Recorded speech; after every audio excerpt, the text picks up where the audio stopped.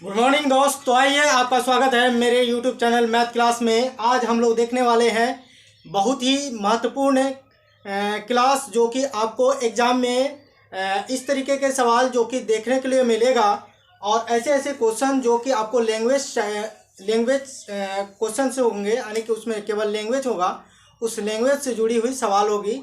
और ज़्यादातर स्टूडेंट क्या होता है कि लैंग्वेज को देख करके उसे सवाल को बनाने में बहुत परेशानी, यानी कि लैंग्वेज को वह समझ नहीं पाते हैं।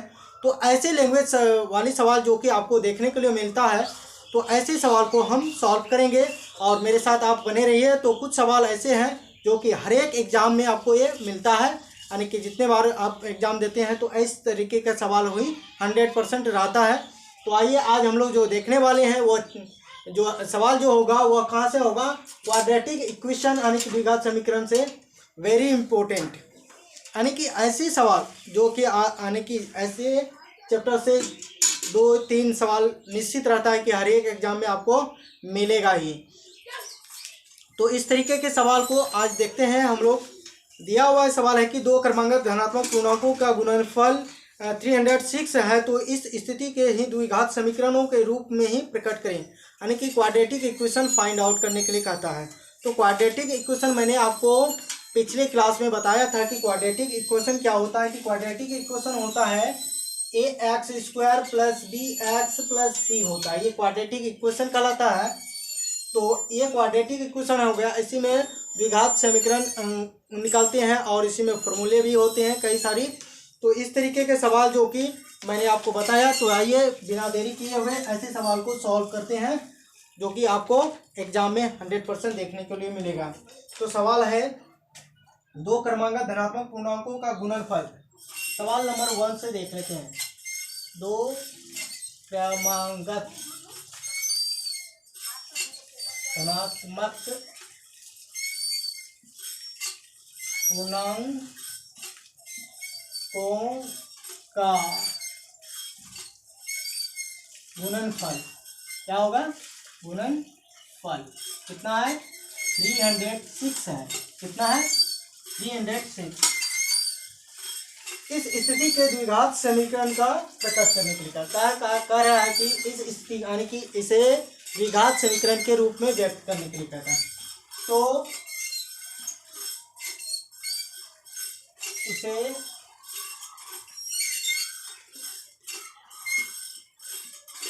द्विघात समीकरण के रूप में क्या करना है? प्रकट करना है। प्रकट करें। तो इस तरीके के सवाल हैं। तो ऐसे सवाल आपको ज़्यादा देखने को मिलेगा एग्जाम में। तो इस तरीके के सवाल को देख करके अक्सर क्या होता है कि विद्यार्थी कंफ्यूज हो जाता है कि सवाल कह क्या रहा है।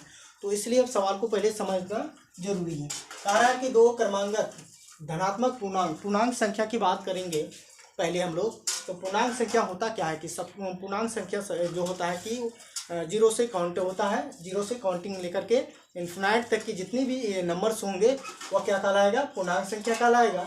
और वह पूर्णांक संख्या हम लोग समझ गए कि क्या होता है कि 0 से स्टार्टिंग जो संख्या होगा उसे पूर्णांक संख्या कहते हैं। यह हो गया पूर्णांक संख्या।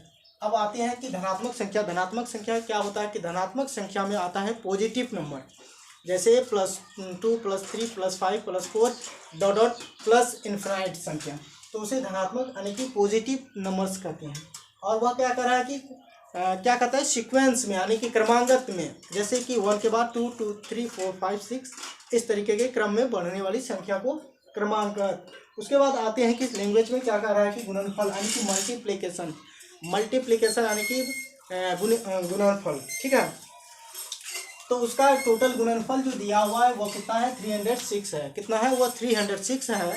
तो इस सवाल को अब हम लोग क्या करते हैं कि आसानी से सॉल्व करते हैं। देखते हैं कि कैसे सॉल्व किया जाता है। तो लिखेंगे यहाँ से सॉल्यूशन, यानी कि जिसे हम लोग हिंदी में बोलते हैं हल। हिंदी में बोलते हैं हल और इंग्लिश में सॉल्यूशन। तो हम सवाल को पढ़ते हुए सवाल को सॉल्व करते हैं। तो हम पहले मान लेते हैं इसको, माना कि एक संख्या क्या है? एक संख्या। वह कौन सी होगी? x होगा। वह कौन सी संख्या होगी? वह संख्या x है। तो दूसरी संख्या, तो दूसरी संख्या वह क्या होगा, कह रहा है कि क्रमांगत संख्या में, यानी कि वह संख्या उससे एक अधिक होना चाहिए, क्योंकि यहाँ कह रहा है सवाल से ही क्या कहता है, धनात्मक यानी कि पॉजिटिव संख्या है, तो इसी में वह एक अधिक हो जाएगा, +1 हो जाएगा, तो क्रमांगत संख्या भी आ गया। इसके अकॉर्डिंग में उससे एक अधिक हो गया, यानी कि एक संख्या मैंने माना x और दूसरी संख्या क्या हो गया, x+1, ठीक है, ये हो गया। अब आते हैं कि प्रश्नों के अकॉर्डिंग में, यहाँ लिखेंगे प्रश्न से, यानी कि सवाल जो कहता है उसके अकॉर्डिंग से, यानी कि सवाल कह रहा है कि दो क्रमांक धनात्मक पूर्णांकों का गुणनफल 360 है।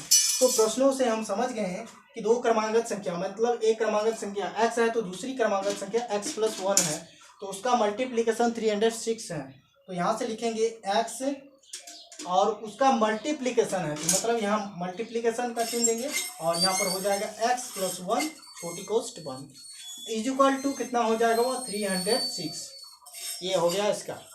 अब this imply x into x equal to x square plus x into 1 x equal to 306। ये पॉजिटिव संख्या है तो इधर आ जाएगा तो नेगेटिव संख्या हो जाएगी, यानी कि नेगेटिव मार्क्स हो जाएगा, संख्या नहीं, यानी कि इधर प्लस में है, प्लस चार्ज में है, तो इधर आएगा तो माइनस चार्ज हो जाएगा, यानी कि माइनस हो जाएगा, चार्ज की बात नहीं करते, ये प्लस है तो इधर आएगा तो माइनस हो जाएगा, तो x square plus x minus 306। तो हम क्या फाइंड करने के लिए कह रहा है कि हमें सवाल से कह रहा है कि तो उस द्विघात समीकरणों के रूप में प्रकट करने के लिए कहता है, तो हमने क्या कर लिए, द्विघात समीकरण को प्रकट कर लिए। तो ऐसी समीकरण को हम लोग क्या बोलते हैं, क्वाड्रेटिक इक्वेशन। क्वाड्रेटिक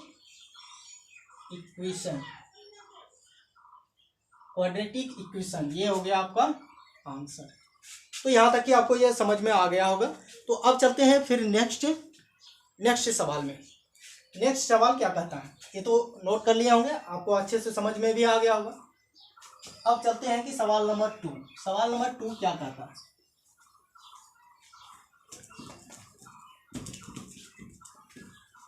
सवाल नंबर 2 में देख लेते हैं। सवाल नंबर 2 क्या कर रहा है, सवाल नंबर 2 में दिया हुआ है कि एक आयताकार भूखंड का क्षेत्रफल 528 मीटर स्क्वायर है, तो भूखंड की लंबाई उसकी चौड़ाई के 2 गुने से एक अधिक है। तो ये हमको समझ में आ गया कि एक आयताकार है। तो पहले हम लोग क्या करेंगे, क्वेश्चन को लिख लेते हैं। क्वेश्चन कहता क्या है कि सवाल नंबर 2 क्या कहता है कि एक आयताकार भूखंड का क्षेत्रफल, तो एक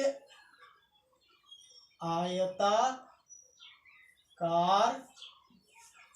भूखंड का क्षेत्रफल कितना है, 528 मीटर स्क्वायर में है। ये भी याद रखना है, अगर मीटर स्क्वायर है तो उसको भी ध्यान देना पड़ेगा। उसके बाद कहता है कि भूखंड की लंबाई उसकी चौड़ाई के 2 गुने से एक अधिक है। ठीक है, तो भूखंड की लंबाई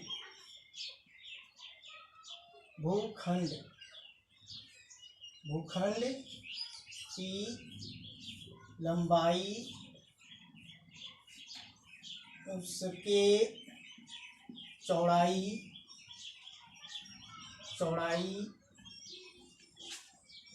के 2 गुनी, यानी कि 2 गुनी से एक अधिक है।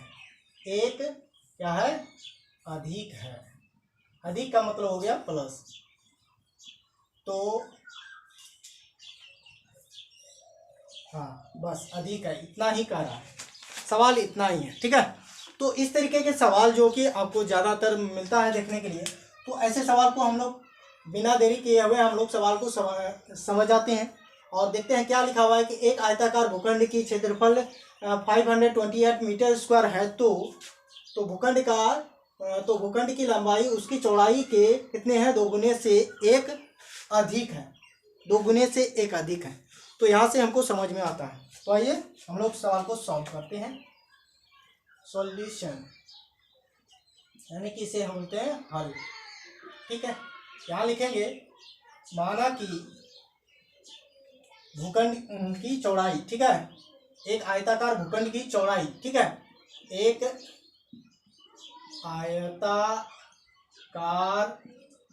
भूखंड, इसका भूखंड की चौड़ाई, ठीक है, कितना है वो मान लेंगे हम x, वो क्या मान लेंगे x मीटर है।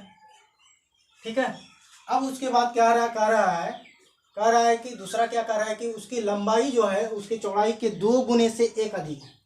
तो कह रहा है कि उसकी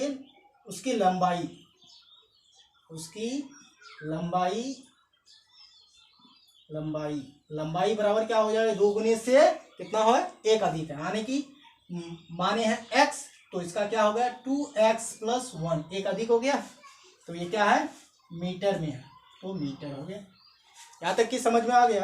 अब हमको सवाल क्या कहता है कि प्रश्न क्या पूछ रहा है उससे जाते हैं। प्रश्न पूछ रहा है कि एक आयताकार भूखंड का क्षेत्रफल 528 मीटर स्क्वायर है, तो भूखंड की लंबाई उसके चौड़ाई के 2 गुने से 1 अधिक है। तो इससे पहले हम लोग क्या करते हैं, इसकी आकृति बना लेते हैं। ठीक है, शेप बना लेते हैं, इमेज बना लेते हैं। तो आयत कुछ ऐसे होती हैं। आयत के बारे में हम लोग जानते हैं। आयत क्या होता है कि उसके जो आमने सामने वाली भुजा जो होता है क्या होता है, इक्वल होता है। आमने सामने वाले भुजा इक्वल होती हैं, क्योंकि 90 डिग्री का कोण बनाता है। ये देखो, ये भुजा और ये भुजा आपस में बराबर होगा, और ये भुजा और ये भुजा दोनों आपस में बराबर होगा। यहाँ पर जो कोण आयत में बनता है वो 90 डिग्री का कोण होता है। ये भी मैंने आपको पिछली क्लास में कई सारी वीडियो जो मैंने बनाया हूँ उनमें से आपको मैंने बताया है कि आयत और स्क्वायर हो, इसमें क्या होते हैं कि उससे बनने वाली कोण जो होता है वो 90 डिग्री का कोण होगा।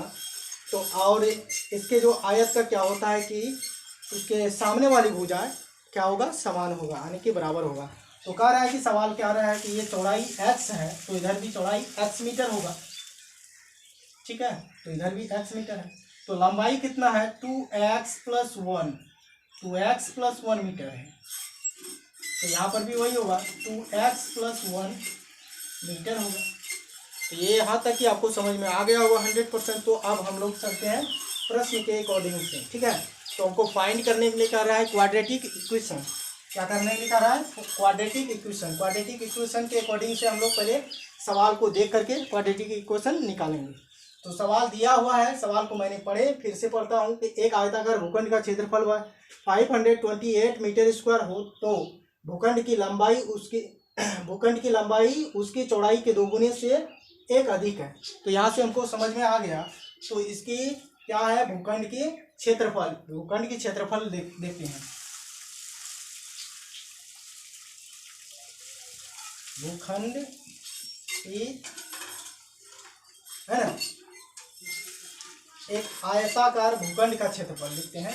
एक आयताकार भूखंड है ना का क्षेत्रफल, ठीक है, वो कितना है 528 मीटर स्क्वायर। ठीक है, तो आयत का क्षेत्रफल बराबर हमको मालूम है क्या होता है, लंबाई गुना चौड़ाई। ठीक है, तो क्या होता है लंबाई गुना में चौड़ाई बराबर कितना है, यहाँ से 528 मीटर स्क्वायर में। ठीक है, तो अभी नहीं लिखेंगे इधर से। अब देखो इधर से ये, अब इसका वैल्यू को पुट करेंगे तो इसकी चौड़ाई कितना है x है, इसकी लंबाई कितनी है 2x + 1 है। तो यहाँ पर लिखेंगे 2x + 1 एंड मल्टीप्लीकेशन क्या है, यहाँ से देखो यहाँ पर भी क्या है, इसके साथ में मीटर है स्क्वायर, और उसके साथ में x के साथ में भी स्क्वायर है मीटर के साथ। तो यहाँ टोटल बराबर कितना है 528 मीटर स्क्वायर। तो देखो मीटर और मीटर स्क्वायर हो गया, ये मीटर स्क्वायर कैंसिल हो गया। तो दिस इम्प्लाई, अब ये x हो और यहाँ जो है 2x + 1 ये आपस में क्या हो जाएगा, मल्टीप्लीकेशन हो जाएगा। तो ये हो जाएगा 2x² + 1 × x, और इधर इक्वल टू कितना है 528। तो ये हो गया। This imply 2x² plus x, ये प्लस है इधर आएगा तो माइनस हो जाएगा 528। ये हो गया आपको क्वाड्रेटिक इक्वेशन, क्वाड्रेटिक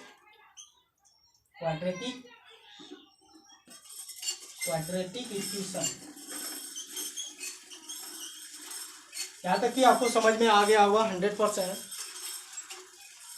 इस तरीके के सवाल आपको कभी भी अब आपको दिक्कत नहीं करेगा, क्योंकि मैंने आपको प्रोसेस के साथ बेहतरीन तरीके से आपको एक्सप्लेन किए बताएं।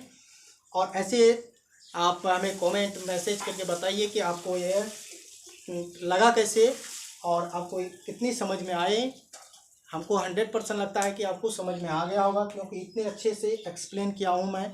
तो आप कमेंट करके हमको बताइएगा, ताकि मैं आपके लिए फिर ऐसे ही एग्ज़ाम से ऐसे महत्वपूर्ण सवाल सबको लेकर के आऊँगा।